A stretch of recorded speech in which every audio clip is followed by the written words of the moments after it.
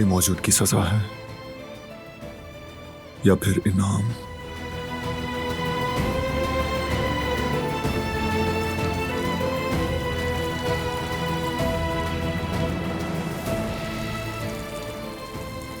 मेरे ऊपर कंबल डाला उसने, अब भी मेरे बारे में सोचता है। इतना सब हो जाने के बावजूद।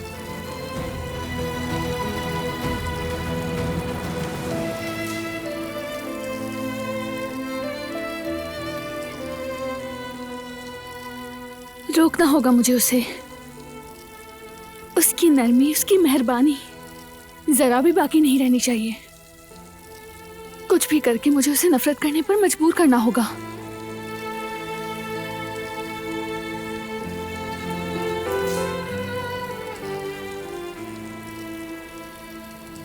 मैं उसके दिल में बसी अपनी मोहब्बत को